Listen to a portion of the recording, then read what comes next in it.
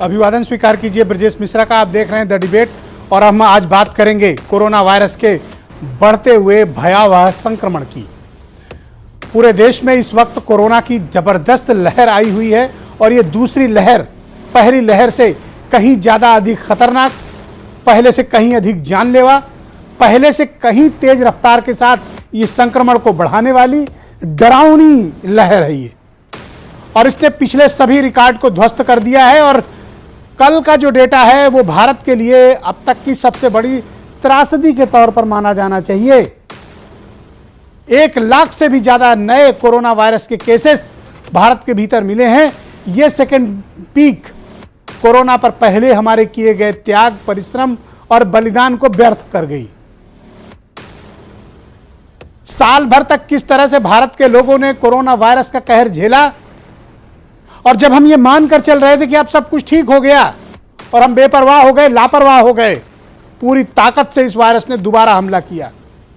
यह हमला इतना खतरनाक है बहनों भाइयों कि इस बार आपको अस्पताल जाने का भी मौका नहीं मिल रहा है। तमाम लोग आइसोलेशन में ही मारे गए, उनकी मृत्यु हो गई, पता भी नहीं चला। इस बार लक्षण भी पहले के मुकाबले बिल्कुल अलग हैं।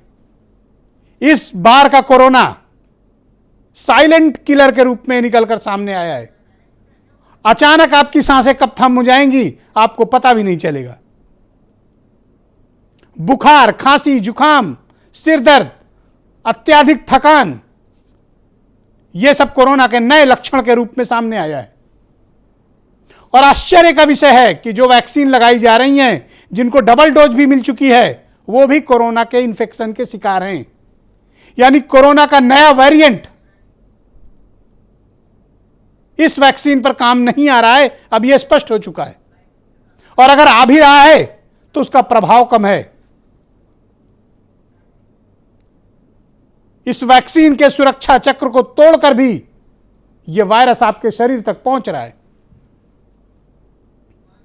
उत्तर प्रदेश में जब हम सीमित जांच कर रहे हैं, प्राइवेट लेबोरेटरी में जांचें सीमित कर दी गई हो या प्राइवेट लेबोरेटरी में अधिकांश को बंद करा दिया गया हो जिला प्रशासनों द्वारा, उसके बावजूद 6000 केसेस उत्तर प्रदेश में आज रिपोर्ट हुए हैं, यानी पिछले 24 घंटे में। यह डेटा मैं आपको कल शाम तक का दे रहा हूं। 40 से ज्यादा लोग मारे जा चुके हैं। यह कंट्रोल्ड डेटा है, तब यह हालत है। मुर्दा घरों में कतारें लगी हुई हैं, अस्पतालों में बेड उपलब्ध नहीं है। अगर आप लखनऊ में हैं, कानपुर में हैं, नोएडा में हैं, और ईश्वर न करे कि आपके किसी जानने वाले को कोरोना हो गया, तो मैं चुनौती देता हूं कि उसको भर्ती करा के दिखा दो, पसीने आ जाएंगे आपको। लखनऊ में तो बेड ही उपलब्ध नहीं है, वेटिंग बहुत लंबी है। प्राइवेट हॉस्पिटल्स में भी बेड अवेलेबल नहीं है। सरकार के रिकॉर्ड में बेड खूब उपलब्ध हैं, लेकिन हॉस्पिटल्स में बेड अवेलेबल नहीं है। और इस बार आपको कोई पूछ भी नहीं रहा है ठीक हो या नहीं, पॉजिटिव हो गए हो घर पे रहो, सरकार को परेशान मत करो, सरकार अभी व्यस्त है। तो जनता क्या करे? तो इस बार का जो संक्रमण का विस्तार है, सिर्फ सरकार ही दोषी नहीं है, आप भी दोषी हैं, समाज भी दोषी है। हमारी बेपरवाही, हमारी लापरवाही और हमारी निर्लज्जता, हमारी अगंभीरता। एक समाज के रूप में हम कितने अगंभीर हैं, कितने सेंसलेस हैं हम लोग, इस वायरस ने यह भी स्पष्ट कर दिया है। आप किसी से कोरोना का जिक्र करिए, वो आपसे झगड़ा करने लगता है, लड़ने लगता है, बुरा लगता है कि कोई कोरोना के बारे में बात क्यों कर रहा है। बाजार चले जाइए, शॉपिंग कॉम्प्लेक्स चले जाइए, सड़कों पे चले जाइए, पब्लिक ट्रांसपोर्ट देख लीजिए, स्कूल कॉलेज देख लीजिए, और तो और हमारे नेताओं की रैलियां भी देख लीजिए। क्या किसी को किसी के जान की चिंता नहीं है? हम चुनाव भी करा रहे हैं, हम परीक्षा भी करा रहे हैं, हम स्कूल सरकारी दफ्तर खोल कर बैठे हुए हैं। तो पिछली बार आपने क्यों बंद कर दिया था? या तो पिछली बार आपने नासमझी की, लापरवाही की थी, सब कुछ बंद कर दिया था, या इस बार आप अनदेखा कर रहे हैं। समस्या आपकी छाती पर आकर बैठ चुकी है और आप दोनों आंख बंद किए हैं, मुंह बंद और कान बंद है। ऐसा प्रतीत होता है इस भयानक विपत्ति से किसी को कोई वास्ता ही नहीं है। संक्रमण का हालत यह है कि कई लोग सिर्फ इसलिए तड़प कर मर गए घरों के भीतर क्योंकि उनको अस्पताल में एक बेड नहीं नसीब हुई। इसी लखनऊ में आपको यह बताने की आवश्यकता नहीं है कि यह वायरस कितना गंभीर है। 1 साल से आप में से सैकड़ों बार इसे सुन चुके होंगे। मैं हमेशा कहता हूं, मास्क ही आपकी वैक्सीन है, सोशल और फिजिकल डिस्टेंसिंग ही आपकी वैक्सीन है, साबुन से हाथ धुलते रहना ही आपकी वैक्सीन है। कोशिश करिए कि कम से कम निकलना हो आपका, मत जाइए भीड़ भाड़ भरी जगहों पर, थोड़ा कंप्रोमाइज करिए क्योंकि सरकारों का रुख आपने देख लिया है। और जिनको कोरोना हुआ वो हॉस्पिटल जो किसी तरह भर्ती हुए, उनसे जरा एक बारी उनके अनुभव पूछ लीजिए। मैं पूरे यकीन और जिम्मेदारी से कहता हूं, तब आपको समझ में आएगा कि कोरोना का मतलब क्या होता है। कितने लोगों ने अपने भाई खोए, अपनी बहन खोई, अपनी मां खोई, अपनी पत्नी खोई, अपना बेटा खोया, अपना पिता खोया है। परिवार के परिवार तबाह और बर्बाद हो गए हैं। काम धंधे की तो बात ही अलग है, लोगों की जिंदगियां खतरे में हैं। कब समझेंगे आप? बहुत से लोग कहते हैं कि आप रात में 8 बजे आते हैं और कोरोना पे डराते हैं। मैं डराता नहीं हूं, बताना चाहता हूं कि आप कितने असुरक्षित हैं। आने वाली पीढ़ियों को भी आपने असुरक्षित कर रखा है। नई पीढ़ी के लिए भी आपने एक ऐसा वातावरण बनाकर रखा है जहां पर अपनी जिंदगी को सुरक्षित तरीके से जी नहीं पा रहा है। उसके कारण हम और आप जैसे लोग हैं, समाज है, सरकार है और उत्तर प्रदेश की सबसे बदहाल स्वास्थ्य व्यवस्था है। जहां अगर आपको कोरोना हो गया, आप गंभीर हैं, अगर शोर सिफारिश है तब तो थोड़ी उम्मीद करिए कि बेड मिलेगी, वरना घर पे तड़पते रहिए, आपको कोई पूछने वाला नहीं है। इसलिए कहता हूं सावधान रहो, इसलिए कहता हूं सतर्क रहो, इसलिए कहता हूं कि सोशल डिस्टेंसिंग का पालन करो, इसलिए रोज रात 8 बजे कहता हूं कि मास्क पहनो। इसमें मेरा कोई फायदा नहीं है, यह मैं आपकी और आपके परिवार की भलाई के लिए कहता हूं, आपकी आने वाली नस्लों की भलाई के लिए कहता हूं कि मास्क पहनो, वही वैक्सीन है। चले जाइए किसी सरकारी अस्पताल में और देख लीजिए क्या आलम है। दुनिया जब कोरोना को लेकर तरह तरह के नियम कानून का पालन करती है, खुद को बचने और बचाने की कोशिश करती है, हमें नियम और कानून तोड़ने पर गर्व की महसूस होती। और सिर्फ हम ही नहीं, सरकार और समाज भी यही कर रहा है। कोरोना को लेकर बरती जा रही लापरवाही का स्पष्ट प्रमाण है। एक समाज के रूप में हम नाकाम हुए हैं इसको हैंडल करने में। 1 लाख से ज्यादा केसेस, हैरान करता है ये बताता है कि हमने पहले की घटना से सबक नहीं लिया, हम फेल हो गए हैं, सिचुएशन हम संभाल नहीं पाए और अब हालात दिनों दिन और बदतर हो रहे हैं। इसी बदतर हालात में हम कार्यक्रम भी कर रहे हैं, चुनावी रैलियां भी कर रहे हैं, सार्वजनिक समारोह भी आयोजित कर रहे हैं, सरकारी कार्यक्रम भी आयोजित कर रहे हैं, सरकारी और प्राइवेट दफ्तर भी खोलकर बैठे हुए हैं, सब कुछ तो कर रहे हैं। तो कौन लोग हैं जो मर रहे हैं, किनकी जिंदगियां खतरे में हैं, इसके बारे में कभी विचार हुआ? कभी किसी ने सोचा? जो रिसोर्स वाले लोग हैं, जिनके पास पैसे हैं, जिनके पॉकेट और बैंक बैलेंस भरे हुए हैं, उनको सब सुविधा उपलब्ध होगी। मरेगा कौन? वो जो गरीब है। मरेगा कौन? जो निम्न मध्यम वर्ग का है। मरेगा कौन? जो मध्यम वर्ग का है। मरेगा कौन? जो सैलरीड क्लास है। तो सावधान आपको रहना है। बड़े लोगों के लिए कोई खतरा नहीं होता है, उनके ऊपर ईश्वर भी मेहरबान है और लक्ष्मी जी भी मेहरबान है, धन्वंतरी भी मेहरबान है उन पे। सारी आफत आपके ऊपर है। तो मैं आपके हक की लड़ाई लड़ता हूं और आपको बताना चाहता हूं कि आप खतरे में हैं। अपनी सुरक्षा स्वयं करें। सरकारों के भरोसे मत रहें कि जब वो कहेंगे हां समस्या आ गई, तो आप कहेंगे हां हां समस्या आ गई। इस मानसिकता से बचिए, अपनी भलाई आप स्वयं सोचिए कि आप खुद के साथ क्या कर रहे हैं। इसलिए मैं कहता हूं कि यह वायरस बेहद खतरनाक हालात में पहुंच चुका है। हमें अगले 2 महीने बहुत सतर्कता, बहुत सावधानी की आवश्यकता है। और मैं कोई लेक्चर नहीं देना चाहता, आपको कोई ज्ञान नहीं देना चाहता, सिर्फ अपने अनुभव के आधार पर बताना चाहता हूं कि आपको क्या करना चाहिए एक समाज के रूप में जो आप नहीं कर रहे हैं, एक सरकार के रूप में जो आप नहीं कर रहे हैं, एक अच्छी स्वास्थ्य व्यवस्था के रूप में जो उपलब्ध नहीं है। कुछ बयान सुने आप, फिर मैं एक डिबेट को आगे बढ़ाता हूं।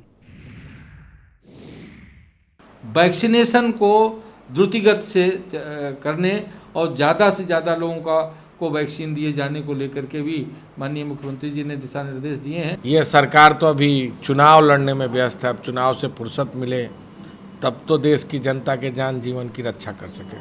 पूरे देश में चुनाव करा दो तो कोरोना भाग जाएगा, क्योंकि जिन जिन राज्यों में चुनाव है, केरल में कोरोना नहीं, बंगाल में कोरोना नहीं, आसाम में कोरोना नहीं, अगर कोरोना को भगाना है तो पूरे देश में मध्यावधि चुनाव करा दो, कोरोना भाग जाएगा। इस बार हमने देखा कि यंग पेशेंट्स ज़्यादा आ रहे हैं, बच्चे ज़्यादा आ रहे हैं, गर्भवती महिलाएं ज़्यादा आ रही हैं, तो प्रेग्नेंट फीमेल, बच्चे और ये यंग अडल्ट्स, ये जो चेंज हुआ है प्रोफाइल, ये बहुत ही महत्वपूर्ण है।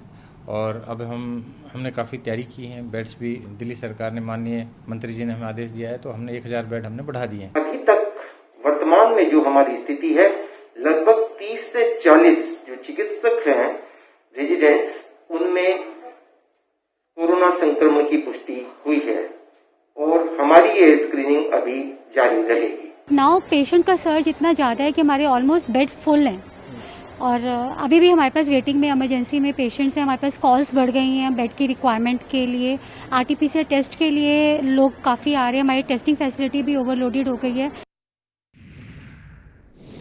3 डॉक्टरों के बयान सुनाए। एक बता रहे हैं कि इस बार बूढ़े या बुजुर्ग लोग नहीं हैं, इस बार यंग हैं, बच्चों को संक्रमण हो रहा है, आपके बच्चों को संक्रमण हो रहा है, आपके बेटों को, आपके भाइयों को संक्रमण हो रहा है। और सिर्फ इन्हीं को नहीं हो रहा है, केजीएमयू में वाइस चांसलर समेत 40 डॉक्टर अब तक पाए गए हैं। न जाने कितने और होंगे जिनकी जांच चल रही है, अभी पता चलेगा। तीसरी डॉक्टर कह रही कोई बेड अवेलेबल नहीं है, कितनी भी बढ़ा दी गई हो, वेटिंग इमरजेंसी में मरीज पड़े हुए हैं। तो अब सावधानी की आवश्यकता है। आज के कार्यक्रम में मेरे साथ कुछ खास मेहमान जुड़ रहे हैं। संजीव मिश्रा बीजेपी से हैं, ब्रजेंद्र सिंह कांग्रेस से हैं, डॉक्टर राजपाल कश्यप समाजवादी पार्टी से हैं, डॉक्टर वेद प्रकाश जाने माने चिकित्सक हैं केजीएमयू के और कोरोना के मामले के एक्सपर्ट हैं, दीपक वाजपेयी आम आदमी पार्टी के मुख्य प्रवक्ता हैं, डॉक्टर नरेंद्र सैनी आईएमए के नेशनल जनरल सेक्रेटरी मुझे ज्वाइन कर चुके हैं और वीरेंद्र सिंह जी भी हमारे साथ इस कार्यक्रम का हिस्सा हैं। बहुत शुक्रिया, बहुत बहुत धन्यवाद। संजीव जी, लखनऊ के जैसे हालात हैं ये बेहद चिंताजनक हैं। आपने देखा होगा और आज आपको पता भी होगा कि आज 1333 केस आज अकेले लखनऊ में प्राप्त हुए हैं और ये पिछले 7 दिनों से ऐसा सिलसिला चल पड़ा है लखनऊ में, जब 1000 केसेस से ज़्यादा अकेले लखनऊ में रिपोर्ट हो रहे हैं। यहाँ कोई बेड वगैरह उपलब्ध नहीं है। आप फिर भी सरकार इमरजेंसी में कोई अरेंजमेंट क्यों नहीं कर रही है? इस कदर लापरवाही क्यों? देखिए ब्रजेश जी, अभी परसों ही माननीय मुख्यमंत्री जी ने हाई पावर कमेटी की बैठक की और उसमें बेडों की संख्या बढ़ाने के लिए बहुत स्पष्ट निर्देश दिए। तो निश्चित रूप से बेडों की संख्या बढ़ाई जा रही है, वैक्सीनेशन की संख्या बढ़ाई जा रही है, टेस्टिंग की संख्या बढ़ाई गई है। तो बड़े पैमाने पे जब टेस्टिंग हो रही है, बड़े पैमाने पे वैक्सीन लग रही है, तो निश्चित रूप से बेडों की भी संख्या बढ़ रही है। और जहाँ तक सवाल डॉक्टर साहब के कहने का है, तो हो सकता है इक्का दुक्का किसी हॉस्पिटल में ऐसी स्थितियाँ हों, लेकिन सारे हॉस्पिटल्स में बेडों की संख्या बढ़ा करके जो संक्रमित मरीज़ मिल रहे हैं उनको एडमिट भी कराया जा रहा है और उनकी सारी देखभाल भी की जा रही है। तो आप ये कहना चाहते हैं कि लखनऊ में हालात सामान्य हैं? नहीं, मैं ये कतई नहीं कह रहा हूँ। हालात अप्रत्याशित रूप से बढ़े हैं, उस तरीके से सरकार ने अपनी तैयारी भी बढ़ाई है और वैक्सीनेशन भी बड़े पैमाने पे हो रहा है। और जिस तरीके से 2,87,000 के ऊपर पहली लखनऊ में आपने क्या कड़े कदम उठाए जब 6 दिन से लगातार 1200-1300 केसेस लगातार मिल रहे हैं? मैं जानना चाहता हूँ। देखिए, टेस्टों की संख्या बढ़ी है, निश्चित रूप से इससे जो संक्रमित लोग हैं उनकी भी संख्या सामने आ रही है और सरकार पूरी तरीके से सजग है, सरकार अपनी तैयारी कर रही है। मैं समझता हूं कि जितनी इस तरीके से बेडों की संख्या बढ़ेगी, निश्चित रूप से सबको लाभ मिलेगा और जिस तरीके से महामारी से हमको लड़ना है उस तरीके से सरकार जनता मिल करके अगर लड़ेंगे तो निश्चित रूप से हम सफलता की ओर जाएंगे। और जनता से भी जो आप जिस तरीके से, धन्यवाद आपको कि आप इस महत्वपूर्ण मुद्दे पर आज डिबेट कर रहे हैं। आपने जिस तरीके से जागरूक किया है जनता को भी, तो निश्चित रूप से आने वाले समय में लोग मास्क पहनेंगे, लोग सोशल डिस्टेंसिंग को फॉलो करेंगे और लोग सैनिटाइजर का यूज़ करेंगे, लोग अपने हाथों को धोते रहेंगे। तो आने वाले समय में यही सीख आप सरकार को क्यों नहीं देते हैं? नहीं, सरकार ने तो लगातार, समाज को तो सीख सरकार आपने ने तत्काल दे दी। लगातार इस अगर पर, आप सरकार को भी सीख देते तो मैं मानता। सरकार ने तो लगातार इस पर लोगों को सचेत किया है। अगर ये सचेत होना हो कि लखनऊ में 1300 केसेस लगातार 6 दिन से आ रहे हैं, इसको आप सचेत मानना है, तो असचेत रहना क्या होता है? देखिए 1300 आ रहे हैं, वो भी इसका तब ये जब मतलब कंट्रोल नहीं जांच है तब। ये हमारी जांच का इफेक्ट है कि हम लगातार बड़े लखनऊ पैमाने में पर जांच ज्यादातर करके प्राइवेट उन लेबोरेटरी सारे आपने बंद करा दी है, जहां जांच नहीं हो बड़े रही है। पैमाने पर जांच करके ये सही बात है कि जी। 2 से तीसरा दिन लग रहा है लोगों को रिपोर्ट आने में, ये मैं मानता हूं आपकी बात, लेकिन ये बात भी माननी पड़ेगी कि बड़े पैमाने पर जांच हो रही है, इसलिए लोगों की संख्या भी बढ़ रही है। ओके, और डॉक्टर उसके लिए- राजपाल कश्यप, उसके थैंक लिए यू, सरकार शुक्रिया अपनी आपका, तैयारी- धन्यवाद। डॉक्टर राजपाल कश्यप समाजवादी पार्टी के प्रवक्ता और एमएलसी हैं। डॉक्टर कश्यप, आप मुझे बताइए कि ये कोरोना के लेकर जो तैयारियां हैं उत्तर प्रदेश सरकार की, क्या आप उससे संतुष्ट हैं? देखिए, पता नहीं वो 11 टीम कहाँ चली गई, और माननीय मुख्यमंत्री जी इतना अगर संजीदा होते तो बाहर जाके मीटिंगें नहीं करने जाते। प्रदेश की हालात बिगड़ रही है और पहले से भी ज्यादा हालात बिगड़ गई।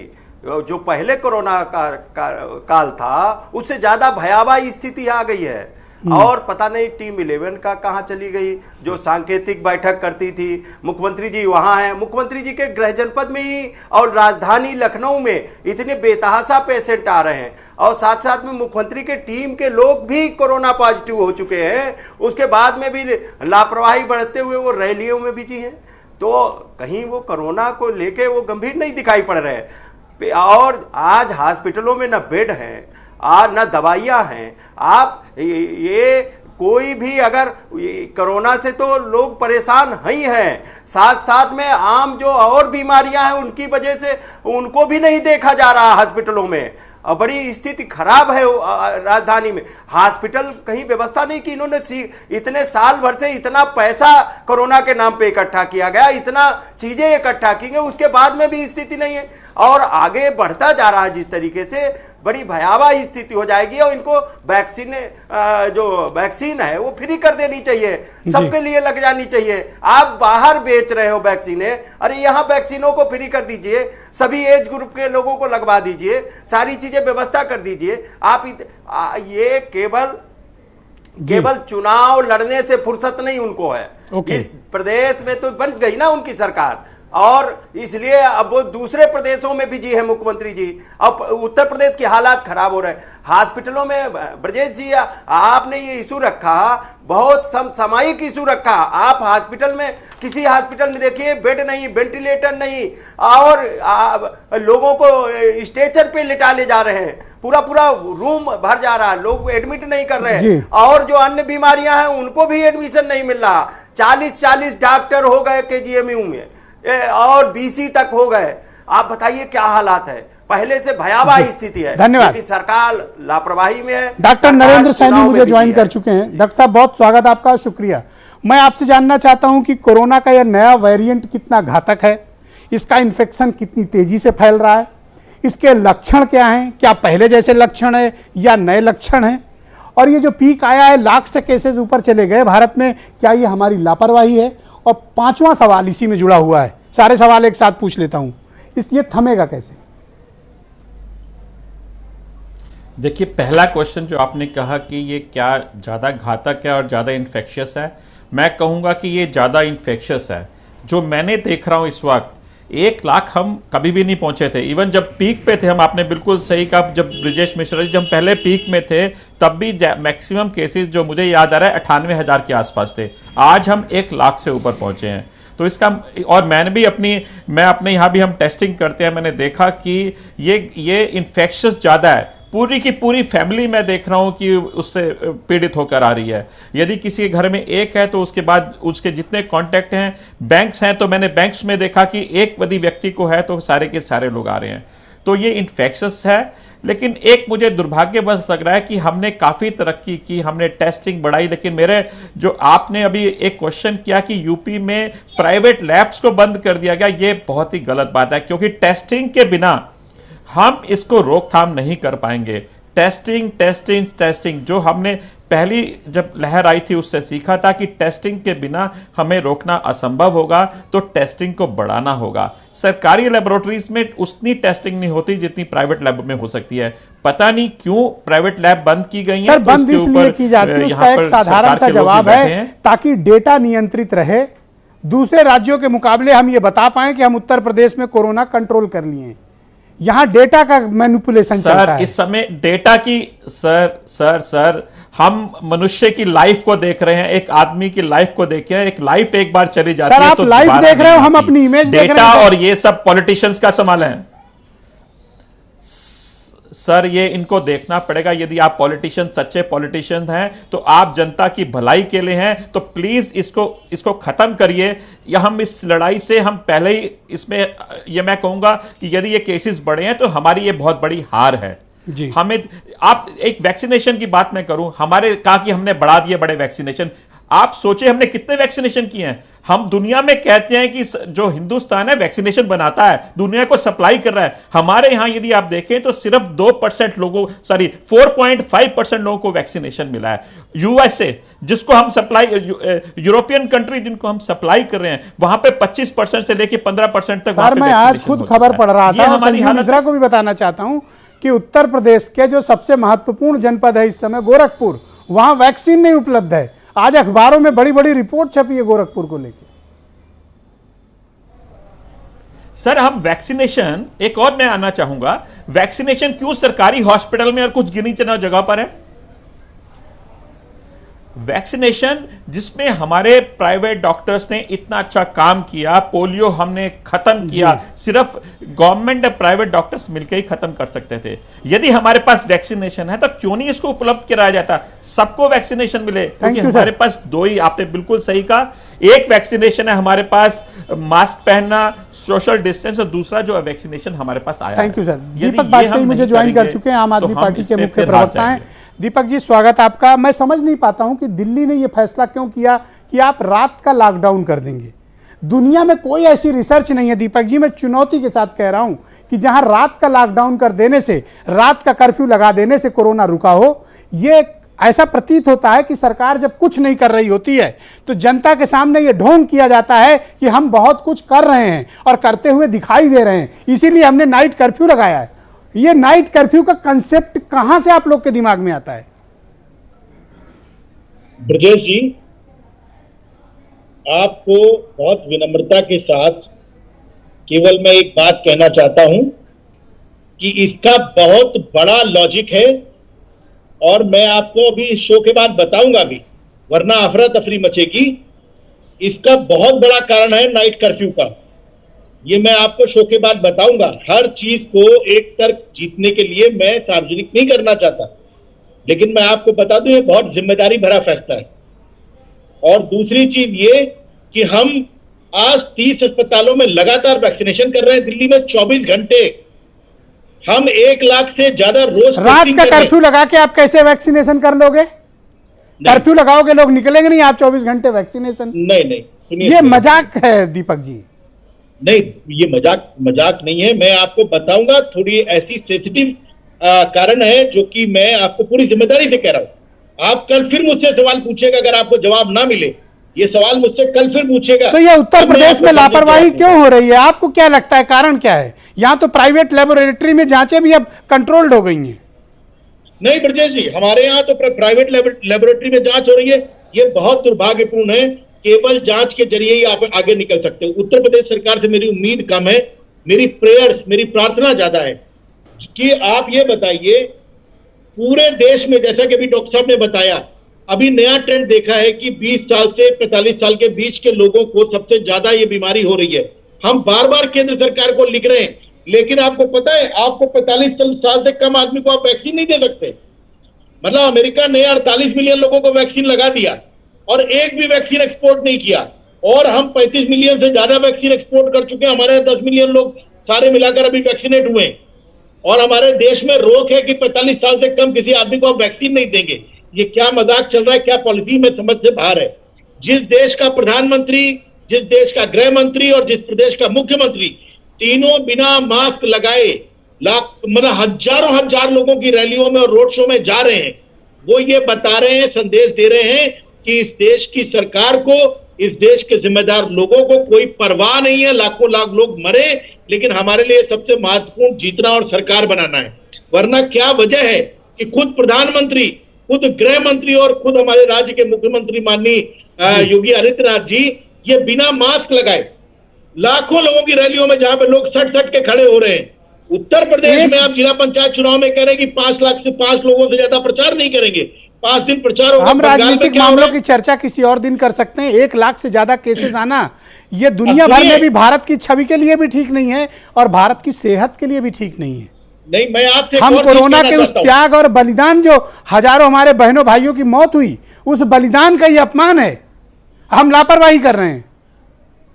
अरे हम लापरवाही, देखिए एक बात बता दूं, जो प्रदेश का मुख्य सचिव होता है उसको नेता नहीं कहते। जो कैबिनेट सेक्रेटरी है देश का उसको नेता नहीं कहते। नेता प्रधानमंत्री होता है, नेता मुख्यमंत्री होता है। उनका काम होता है लोगों को नैतिक नेतृत्व देना, उनको सीख देना।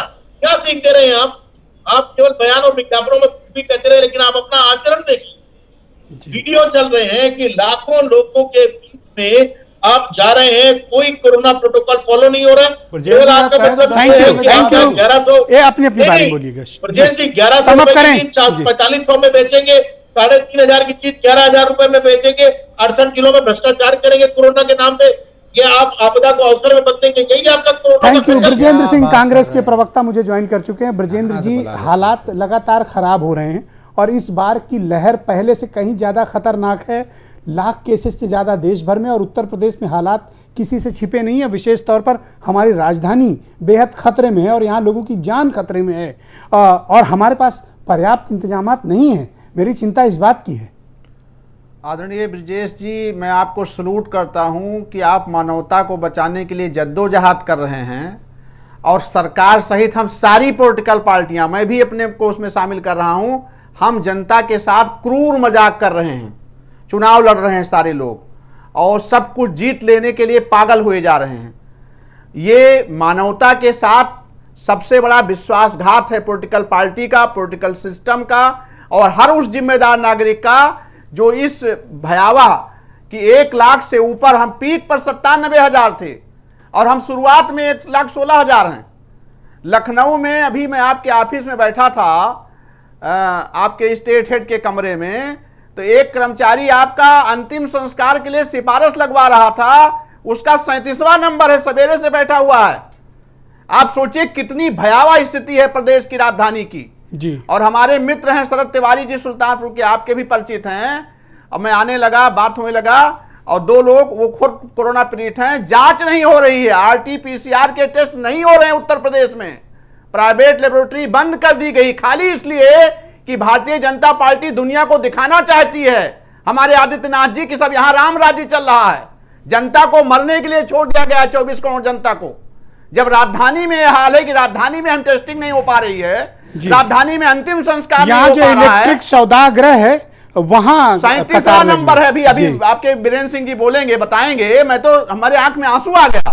कर्मचारी छटपटा रहा है कि सोचिए कितनी भयावह स्थिति है, राजधानी की हालत है आपकी। और बताया जा रहा है कि हमने क्या उपलब्धि, हाफिज मिश्रा जी बोलेंगे आदरणीय कि हमने इतना बेड बढ़ा दिया। और पता है आज का डेटा बता रहा है कि राजधानी में सिर्फ 6 मौतें हुई हैं। मैं अपने आप को भी गाली दे रहा हूं। जबकि उस लाश के जलने का नंबर 37वां है। 37वां नंबर है। अभी पूछिए उनसे, उनके सामने घटना है, मेरे आंख में आंसू आ गया जी। कितनी भयावह स्थिति। वीरेंद्र जी आ भी गए हैं, वो बेहतर बता पाएंगे। भाई वीरेंद्र जी, क्या हालात हैं उत्तर प्रदेश में कोरोना को लेकर? सरकार के इंतजामात कैसे हैं? समाज अपनी जिम्मेदारी कैसे निर्वहन कर रहा है? सिस्टम कितना तैयार है इस दूसरी लहर का सामना करने के लिए? देखिए, ये जो दूसरी लहर है बड़ी खतरनाक है और लखनऊ में एकदम मरीज पटे पड़े हैं। और ये जो आपदा है इस बार शायद ये अवसर में नहीं बदलेगी। पिछली बार तो ये नारा चल गया था, कामयाब था, लेकिन इस बार ये आपदा लोगों के जीवन पर बड़ी भारी पड़ रही है। अब हम लोग दिन भर पुलिस में, प्रशासन में सिफारिश करते थे। अब की बार पहली बार ऐसा मौका आया है जब अब मुर्दों के लिए सिफारिश करनी पड़ रही है। कैसे मतलब? मुर्दा घर लाशों से पटे पड़े हैं, जहां पर इलेक्ट्रॉनिक सौदागर हैं वहां पर स्थिति और खराब है। स्थिति खराब इसलिए है कि उन पर लाशें इतनी हैं जलाने के लिए कि 32वें नंबर वाले का रात में 3 बजे 4 बजे कहीं वो जल पाएगा। एक बार में 3-4 लोगों को जलाया जाता है भैंसा कुंड पे। और अगर मान लीजिए कि 30 लाश आ गई तो कम से कम 10 घंटे बाद आपका नंबर आएगा। तो ये जिनके घर में कैजुअलिटी हो रही है, जिनके लोग मर जा रहे हैं, वहाँ तो प्रॉब्लम हो ही रही है। साथ साथ ये भी अपने आप में बड़ी आश्चर्य की बात है कि हम अस्पताल में इलाज भी नहीं दे पा रहे हैं और अंतिम संस्कार का मौका भी नहीं दे पा रहे हैं, वहाँ भी लोग परेशान हो रहे हैं। ये राजधानी लखनऊ के हालात बता रहे हैं आप? ये लखनऊ के हालात हैं वीरेन जी? वीरेन जी गो अहेड, बोलें। ओके, उनसे मेरा संपर्क अभी टूट गया है। हम वापस वीरेन जी तक कनेक्ट होने की कोशिश करेंगे, तब पता चल सकेगा कि लखनऊ के हालात क्या हैं। स्थितियां वाकई में बड़ी विपरीत हैं, जिनसे ये पता चलता है कि हम कोरोना की किस स्टेज पे पहुंच चुके हैं और हमको कितना सावधान और सतर्क रहने की आवश्यकता है। हालात कैसे संजीव मिश्रा जी, आप बेहतर, आपने वीरेन जी से सुना, अभी हम वापस उनसे कांटेक्ट करेंगे, संपर्क जैसे स्थापित होगा हम ले चलेंगे। लाशें जलने के लिए नंबर लगे हुए। तो ये तो यहाँ आकर के मेरे को वीरेन जी से ही मालूम चला। वैसे इस तरीके के हालात मैं समझता हूँ कि लखनऊ के नहीं हैं, लेकिन जैसा स्थिति बता रहे हैं तो मैं उनकी बात पर यकीन करते हुए इसका देखूंगा क्या स्थितियाँ हैं। और पर ये बात तो बहुत चिंता वाली है। निश्चित रूप से ये चिंता वाली बात है, और अगर इस तरीके की बात है तो अरेंजमेंट्स और बढ़ाए जाने चाहिए। अरेंजमेंट बढ़ाने चाहिए और अरेंजमेंट इस तरीके के होने चाहिए कि सहूलियत से सारे काम हो सकें।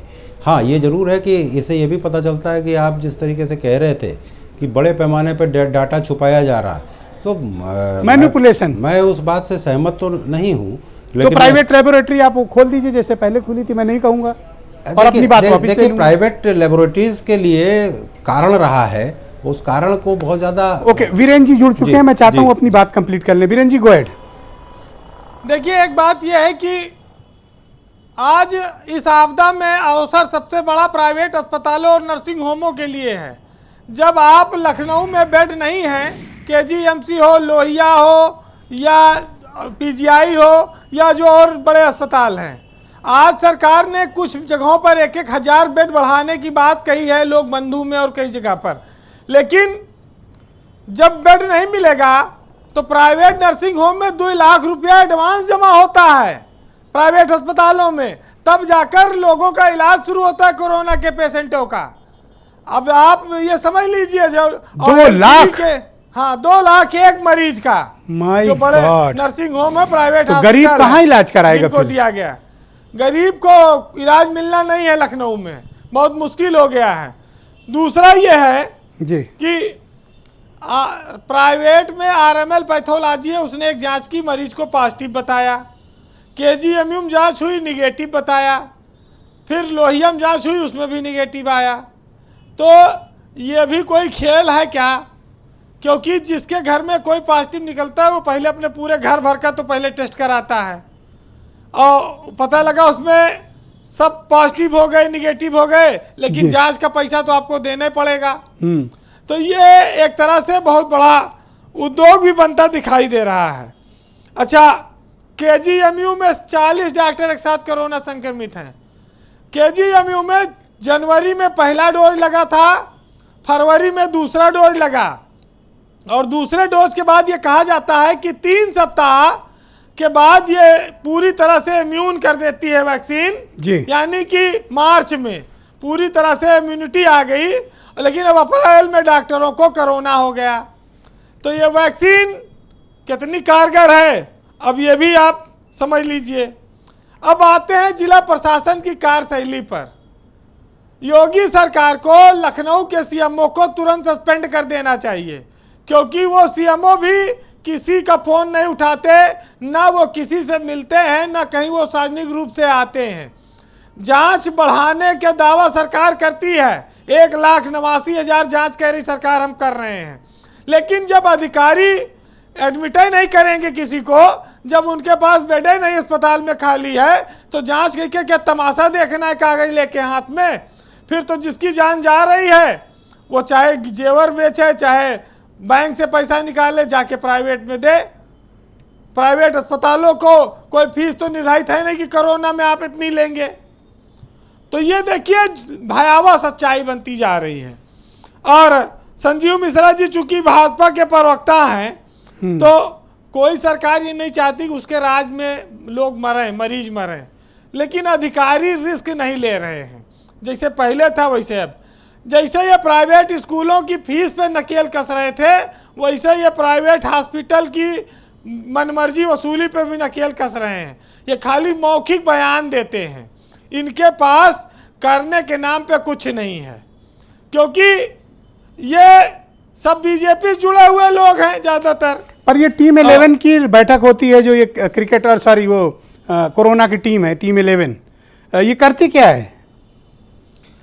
अब टीम 11 में देखिए कई तो ऐसे जो रिटायर्ड हार्ट हैं, उनको वो अपनी जान बचाते हैं।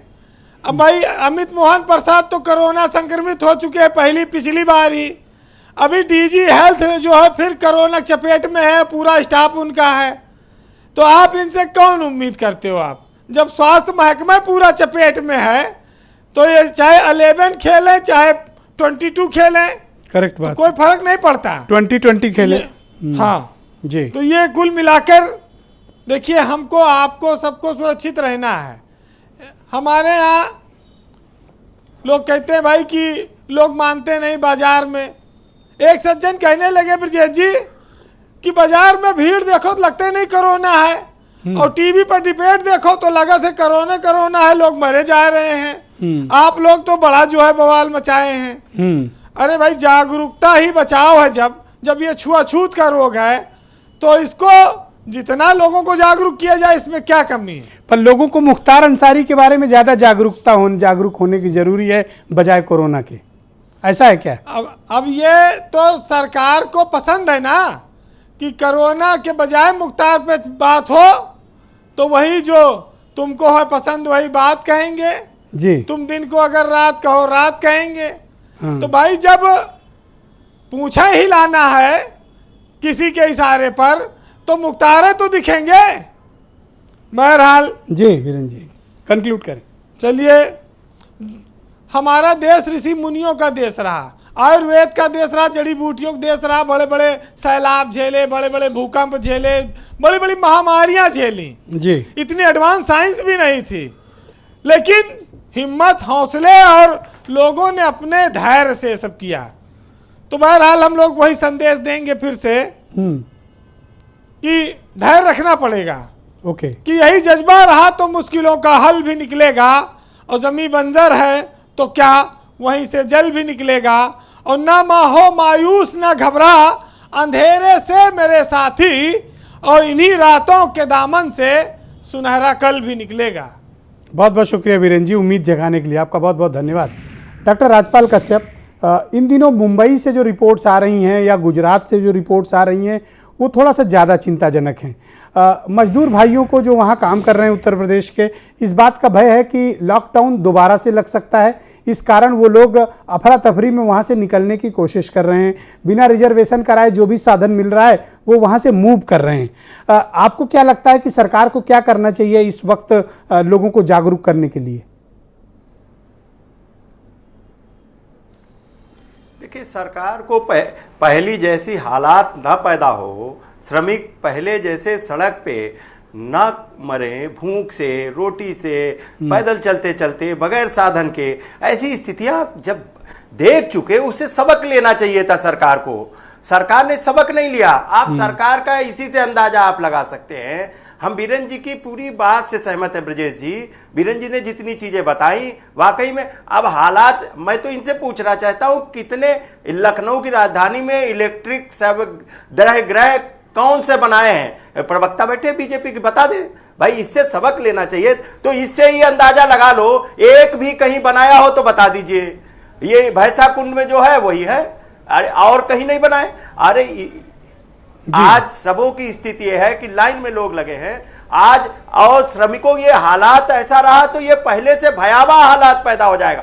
इनका केवल कागज पे, आंकड़ों पे, जैसे नौकरियां बांट दी, जैसे एक्सप्रेस वे चला दिए, जैसे लोगों के रोजगार दे दिया, ये सब कागज है मौखिक। उसी तरीके से कोरोना में, और कोरोना में भ्रष्टाचार हुआ, कोरोना में पिछली बार ही कितना भ्रष्टाचार हुआ, लूट हुई। और जिस तरीके का इन्हें संवेदनहीन लोग हैं बीजेपी के लोग, इनको सरकार चाहिए। सरकार बनाने के लिए सही है डिबेट, कुछ चैनल सही कहा कि बिल्कुल वही दिखा रहे हैं, वो सब हमारे मीडिया के साथियों के बारे में क्या अपनी बात कहना। संजीव मिश्रा जी मुझे ज्वाइन कर चुके हैं। संजीव जी आप मुझे बताइए कि वक्त रहते आपने हेल्थ इंफ्रास्ट्रक्चर को मजबूत क्यों नहीं किया? नहीं, देखिए 2-3 चीज़ें बढ़ाई गई है, बहुत क्लियर है और सबको पता है। टेस्टिंग की संख्या बढ़ाई गई, वैक्सीन की संख्या बढ़ाई गई, 15-15 हज़ार से ऊपर लोगों को अब वैक्सीन लग रही है। तो ये नहीं है। हाँ, इलेक्ट्रिक अगर शवदाग्रह की बात है तो निश्चित रूप से उसकी संख्या बढ़ाई जानी चाहिए अगर ऐसी स्थितियां हैं। और तो कौन बढ़ाएगा, सरकार आपकी अपोजिशन? बिल्कुल, मैं इस बात को उत्तर प्रदेश शासन तक पहुंचाऊंगा। आपकी डिबेट में जो भी बात आती है, मेरा मानना है कि मैं उसको उत्तर प्रदेश शासन तक, वहां उस स्तर तक पहुंचाऊं जहां पर उस पर कोई कार्रवाई हो जाए। मैं इस बात को प्रण करता हूं। डॉक्टर नरेंद्र सैनी आप मुझे बताइए कि इस बार का जो संक्रमण है किया वो कहाँ चला गया, किस पे खर्च हुआ? अरे छोड़ो, समाजवादी पार्टी की बात कर रहे हो, झगड़ा करने की कहाँ इस तरीके की बातें कर रहे हो? अरे क्यों ना करें, इंपॉर्टेंट बात है, क्यों नहीं करेंगे? क्या बात कह रहे हैं? ये भाई यहाँ तो सवाल नहीं कर सकता विपक्ष आपसे, तो इसलिए बोल नहीं आपके सवाल नहीं कर सकता। लोग मर रहे हैं, लोग मर रहे हैं, तो सरकार से जवाब सलाह नहीं कर सकते। वो मास्क नहीं लगाए, सीएम जा रहे हैं वो मास्क नहीं लगाए। अरे कमाल हो गए, आप डिबेट में बैठे हैं, आपका मास्क लगाए हुए हैं और आप अलग अलग बैठे होगी। वैसे वहां मंच पे भी जहां पर कितनी दूर लोग बैठे खड़े हैं, वो लाखों लोग हॉस्पिटल का नाम बता दो, तो वहां हॉस्पिटल का नाम बता दो। जो भी हॉस्पिटल यहाँ बने खड़े हैं वो माननीय मुलायम सिंह और माननीय अखिलेश यादव जी ने बनाए। ये जो एम्स बने, आप एक हॉस्पिटल नहीं बना पाए, एम्स बने। अरे लखनऊ की बात करिए, लखनऊ में किस तरीके से हॉस्पिटल की श्रृंखला बन गई वो आपको नहीं समझ में आएगा। आप केवल आरोप लगाना, अरे कौन नाम बताओ ना, एक नाम बताओ जो बनाया हो। श्रृंखलाएं बन गई, झूठों का गैंग इकट्ठा हो गया, बढ़ा दी गई। जो इंसेप्टिलाइटिस के लिए पूर्वांचल फेमस था, इंसेप्टिलाइटिस की स्थिति को ठीक कर लिया गया, ये भी तो बताओ। लेकिन समाजवादियों के समय में क्या हुआ था, लूट मची हुई थी, उसको छोड़ दो। झूठ बोलने वाले चले गए, झूठ बोलने वालों के दिन गए। अब तो रामराज और लोगों के लिए बेहतर स्वास्थ्य, लोगों को बेहतर स्वास्थ्य मिल रहा, इसलिए परेशान नहीं हो। Thank you. ये दुकानें बंद हो जाएंगी, आपने नरक बना दिया है, छोड़ो, लोग मर रहे हैं। अरे ये जनता जानती है, ये जनता जानती, समाजवादियों का क्या काम था, बंद हो गए, दुकानें बंद हो गई, किसान मर रहे हैं, आप केवल बेचने में लगे हो, आप प्राइवेट सेक्टर में बेचने में लगे हो, आप सरकार झूठ बेचने में लगी है, उद्योगपतियों के तलवे चाट रही है, उद्योगपतियों के इशारे पे तलवे चाट रही है। जनता समझ रही है कि कौन काम कर रहा है, आपको कोई लेना देना नहीं। किसान मर रहे, नौजवान मर रहे, श्रमिक मर रहे। थैंक यू, शुक्रिया। दोनों लोग को शांत किया जाए, दोनों लोग शांत होइए, शांत होइए, शांत होइए। डॉक्टर नरेंद्र सैनी बोलेंगे। शुक्रिया आपका, झगड़ा मत करिए। ओके, शुक्रिया डॉक्टर नरेंद्र सैनी। इस बार का जो कोरोना वायरस का नया वेरिएंट है, एक तो मैं आपसे जानना चाहता हूं कि इसमें किस प्रकार के लक्षण इस बार मिल रहे हैं, एक तो ये लोगों को बताइए। दूसरा, अगला 2 महीना कैसा होने वाला है भारत के लिए, आपकी समझ क्या कहती है? देखिए, सबसे बड़ी बात जो आपने कही, इस समय जो कोरोना वायरस आ रहा है, ये वेरिएंट जो है, इसमें बॉडी एक्स हो रही है, या बहुत कम लोगों को मैंने देखा बुखार हो रहा है, लेकिन जुकाम, गला खराब और टेस्ट का या स्मेल का पता नहीं लग रहा। बॉडी एक्स मैंने देखा कि मेरे पास जितने मरीज आए वो सब सिर्फ आए कि मुझे बॉडी एक है, लेकिन साइलेंट किलर हो रहा है। जैसे कि उनके लंग्स में जब उनका हम सीटी स्कैन कराते हैं तो उसमें लंग में इन्फिल्ट्रेशन है। तो आपने जैसे कहा कि ये इस तरीके से घातक हो रहा है क्योंकि साइलेंट किलर बन के ये आ रहा है कि लोगों को पता भी नहीं चल रहा, उनके लंग में इन्फिल्ट्रेशन हो रहा है। और यंग लोग ज्यादा इन्फेक्टेड हो रहे हैं। मैं समझता हूं यंग लोग इसलिए भी इन्फेक्टेड हो रही हैं क्योंकि हमने सारे व्यापार खोल दिया, हमने सारे ऑफिसेज खोल दिए, तो उसमें ज्यादातर जो लोग हैं यंग हैं, वो चलते हैं, दे आर मोर कैरियर, और वो ले जाकर घरों में भी फैला रहे हैं। इसलिए वो जब वो यंग आदमी कोरोना से पीड़ित होता है तो अपने घर जाता है, तो घर में सभी लोगों को अगला 2 महीना भारत ये के लिए सबसे कैसा बड़ा होने एक वाला है, कारण आपका हो रहा है। अनुमान और आपकी समझ क्या कहती है?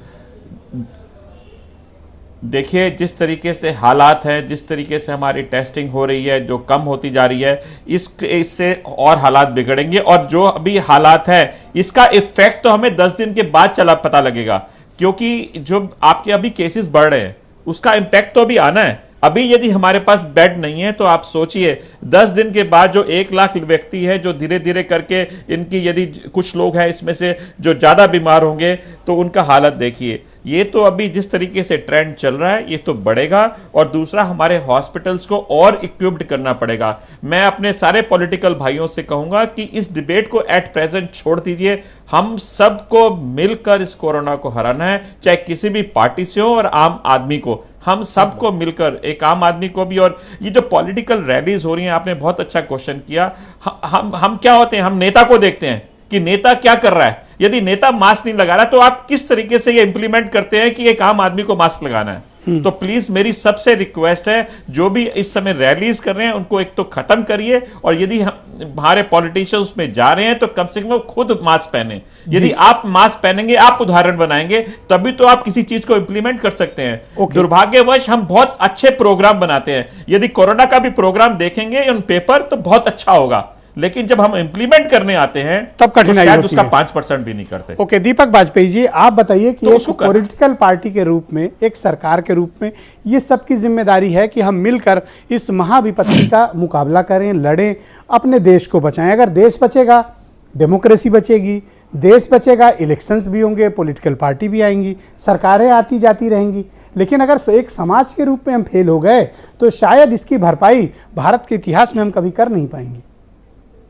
ब्रजेश जी, देखिए, राजनीति में या सार्वजनिक जीवन में जो लोग आते हैं ना, उनके जीवन की सबसे अहम चीज होनी चाहिए संवेदनशीलता। जब किसी की पीड़ा देख के हमारा हृदय भर आए, तभी हम सार्वजनिक जीवन में आने के काबिल हैं।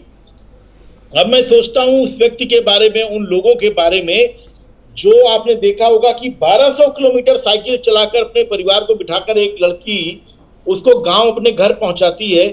इस पीड़ा को पता नहीं कितनी फिल्में बन गई, कितना लोग रोए। ऐसे लोगों से सरकार कहती है कि अगर आपको रेलगाड़ी में बैठ के अपने गांव जाना है तो किराया दो, तब ले जाएंगे। आप सोचिए मतलब क्या मानसिकता होगी, कितनी संवेदनशीलता होगी। इसलिए जब रैलियों में हम देखते हैं लाखों लोगों का इकट्ठ किया जाता है, लोगों हुजूम खड़ा किया जाता है, तो हम कितने लोगों के जीवन से खिलवाड़ कर रहे हैं। लेकिन टीवी पे बहस के अलावा क्या आपने कोई इंप्लीमेंटेशन देखा? बंगाल में जो रैलियां हो रही हैं, खुद देश के प्रधानमंत्री एड्रेस कर रहे हैं, आज भी एड्रेस कर रहे हैं। क्यों कर रहे हैं? 16 सितंबर को 97,000 लोग थे जो संक्रमित हुए थे, वो रिकॉर्ड था। और आज हम 1,16,000 लोगों पे खड़े, लेकिन देश के प्रधानमंत्री बिना मास्क लगाए हजारों लोगों की रैली को एड्रेस कर रहे हैं। क्या जीतने के लिए? किसको जीतने के लिए? किसके ऊपर विजय पाना चाहते हैं? तो ये संवेदनशीलता का सबसे पहला सवाल है, मेरा मानना है। और गीता का एक श्लोक है, यद यद आचरति श्रेष्ठ तत्तदेवे तरो जनः स यत् प्रमाणम कुरुते लोकस्तदनुवर्तते। जैसे जैसे श्रेष्ठ पुरुष आचरण करता है, बाकी लोग उसी का अनुसरण करते हैं। वो जो मिसाल पेश करता है, बाकी लोग उसी का अनुसरण करते हैं। तो ये हमारे राजनेताओं को समझना पड़ेगा। करोड़ों लोग उन्हें प्यार करते हैं, वो एक उदाहरण पेश करें लोगों के सामने। पर अफसोस की बात है कि हम लोग वो उदाहरण पेश नहीं कर पा रहे हैं, और ये सारी पॉलिटिकल पार्टीज पर ये बात लागू होती है। नहीं, मुझे लगता है, देखिए, अब इसमें नुक्ताचीनी करने की बात, और मेरा ये मानना है कि अगर कोई देश का प्रधानमंत्री है तो जायज तौर पे बहुत ही लोकप्रिय व्यक्ति होगा। अगर कोई मुख्यमंत्री है, बहुत लोकप्रिय व्यक्ति होगा। हमें वहां पर उदाहरण स्थापित करने चाहिए। वहां बहुत बड़ी गैर जिम्मेदारी देखी जा रही है। पूरा देश देख रहा है, पूरा विश्व देख रहा है। आपको याद है ट्रंप ने अपना मास्क उतार के फेंक दिया था कि मुझे इसकी जरूरत नहीं। अमेरिकियों ने ट्रंप को उठाकर फेंक दिया कि हमें तुम्हारी जरूरत नहीं। तो आप समझिए, ये जब पूरे देश पीड़ा से गुजर रहा है, मुसीबत से गुजर रहा है, तो बड़े लोगों को, जो बड़े पदों पर, उनको उदाहरण पेश करना पड़ेगा। ब्रजेंद्र सिंह जी, तैयारी किस स्तर की होनी चाहिए थी? क्या हम दूसरी पीक के प्रति लापरवाह थे? और जब 1.5 महीने पहले पूरे यूरोप में इस प्रकार की विपत्ति दोबारा से आ गई थी, और ऐसा प्रचलित रहा है कि जब यूरोप में प्रॉब्लम आती है उसके 1.5-2 महीने के भीतर भारत में कोरोना की लहर आती ही आती है। हमने पिछली बार के अनुभव से ये सबक लिया था। क्या वक्त रहते हमने तैयारी नहीं की या सरकार के स्तर पर बड़ी लापरवाही और अनदेखी हुई? देखिए आदरणीय ब्रजेश मिश्रा जी, बहुत बड़ी लापरवाही हुई। और मैं लगातार कोरोना पर डिबेट सुनता हूँ, तमाम डॉक्टरों ने, एम्स के निदेशक ने, सब लोगों ने बताया था। वो तो बता रहे थे, एक दिन मैं सुन रहा था गुलेरिया साहब कि शायद 50 लाख मरीज निकलें पर डे, जिस रेशियो में कोरोना बढ़ रहा है। लेकिन सरकार आज भी संवेदनशील नहीं है। मैं उन बातों को नहीं दोहराना चाहता जिसे आप आदमी के प्रवक्ता ने कह दिया या आदरणीय राजपाल कश्यप जी ने कह दिया, लेकिन आज से भी हमें सचेत होना चाहिए। और न केवल, मैं तो कह रहा हूं कि सारे प्राइवेट अस्पतालों का अधिग्रहण कर लेना चाहिए, उनका पूरा खर्चा सरकार को वहन करना चाहिए। और जो मानवता को लूटने का काम हो रहा है, सरकारी अस्पतालों में बेड बढ़ाए जाएं। और जो अब केवल 3 विद्युत सौदागृह हैं, 2 भैंसा कुंड पर और 1 गुलाला में, जब टंडन जी मर गए तो एक वहां बनाया गया था। किसी को यहां जानकारी भी नहीं क्या होता है क्या नहीं होता है।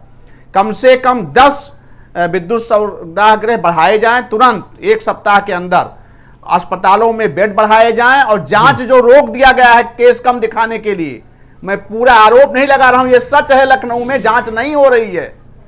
RT-PCR जांच बंद कर दी गई, केवल VIP लोगों की हो रही है। जांच का दायरा बढ़ाया जाए। मानवता को बचाना हमारी सरकार की और सारी पॉलिटिकल पार्टियों की, हर जिम्मेदार लोगों की नैतिक जवाबदेही है। क्योंकि ये समाज हमको लेकर के बनता है, हमको अलग करके कोई समाज नहीं है।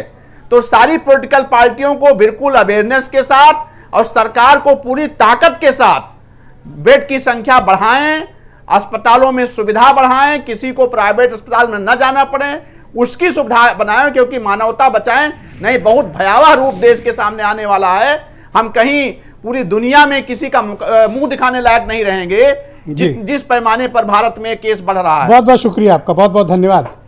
ये एक बेहद महत्वपूर्ण मामला है कि पूरे देश भर में कोरोना के केसेस लगातार बढ़ रहे हैं। अगर हमने वक्त रहते तैयारियां की होती, सरकार और समाज इसके लिए सतर्क, सावधान रहता, जागरूक रहता, तो आज भारत में ये हालात नहीं होते कि 16 सितंबर के बाद आज रिकॉर्ड टूट गया है। 1,16,000 नए केसेस सामने आए हैं। अब सोचिए और एक क्षण के लिए कल्पना करिए कि अगर इसमें से 5% लोगों को भी हॉस्पिटलाइज होना हो, तो क्या हमारा हेल्थ इंफ्रास्ट्रक्चर इस लायक है कि इतने बड़ी तादाद में मरीजों को ICU, ICCU बेड या इमरजेंसी में हम एडमिट करके उनका ट्रीटमेंट शुरू कर सकें? जवाब है नहीं। तो ऐसे हालात में हमें क्या करने की आवश्यकता है? जब 1 लाख से ऊपर नए केसेस रोजाना मिल रहे हों, ये हालात बहुत चिंताजनक हैं और हमें इसके बारे में विचार करना चाहिए। क्योंकि भारत अभी तो दुनिया में 3रे नंबर पर है कोरोना वायरस संक्रमण के मामले में, लेकिन जिस रफ्तार से भारत में बढ़ रहा है, मुझे लगता है कि आने वाले सप्ताह में हम ब्राज़ील से भी आगे होंगे और अमेरिका के पास खड़े होंगे। ये वक्त वैक्सीनेशन को तेज करने का है। जो अभी मौजूदा ढांचा है हमारा वैक्सीनेशन का, उसको 10 गुना तेज करने की आवश्यकता है। समाज के सभी वर्गों को, सभी आयु वर्ग के लोगों के लिए और प्राइवेट सेक्टर में भी इसे ओपन किया जाना चाहिए ताकि हम ज़्यादा से ज़्यादा लोगों को सुरक्षित कर सकें। दूसरा सबसे महत्वपूर्ण मसला है कि हम मास्क का इस्तेमाल करने के लिए अपने नागरिकों को समझाएं, उन्हें जागरूक करें, उन्हें तैयार करें मानसिक रूप से कि मास्क अब उनके जीवन का अभिन्न हिस्सा है। मास्क उनके लिए शर्ट और पैंट की तरह है कि उन्हें पहनना ही पहनना है और इसके लिए हमें उन्हें मानसिक रूप से तैयार करना पड़ेगा। सोशल डिस्टेंसिंग का पालन सिखाना पड़ेगा, फिजिकल डिस्टेंसिंग का पालन सिखाना पड़ेगा, हाथ धुलना सिखाना पड़ेगा, बेहद आवश्यक होने पर ही निकलना सिखाना पड़ेगा। और अब हमें कोरोना के साथ जीने की आदत डाल लेनी चाहिए क्योंकि ये वायरस जाने वाला है, ऐसी कोई संभावना फिलहाल दिखाई नहीं देती। इसलिए सावधानी ही बचाव है और मास्क ही आपके लिए वैक्सीन है। कृपया अपना ध्यान रखें, अपने परिवार का ध्यान रखें, अपने बच्चों का ध्यान रखें। लापरवाही कर रहे हैं तो कम से कम आने वाली नस्लों के बारे में सोचिए जिन्हें हमें ये देश सौंप के जाना है। क्योंकि हमारे आपके पुरखों ने हमें एक अच्छा हिंदुस्तान दिया था, तो हम आप जब जाएं इस देश से, इस दुनिया से जब विदा हों, तो आने वाली पीढ़ी को एक बेहतर उत्तर प्रदेश, एक बेहतर लखनऊ, एक बेहतर भारत देकर जाएं। ये हमारी आपकी सबकी जिम्मेदारी होनी चाहिए। बहुत बहुत शुक्रिया, धन्यवाद। उम्मीद करता हूं कि आप इस सबका पालन जरूर करेंगे। नमस्कार, धन्यवाद।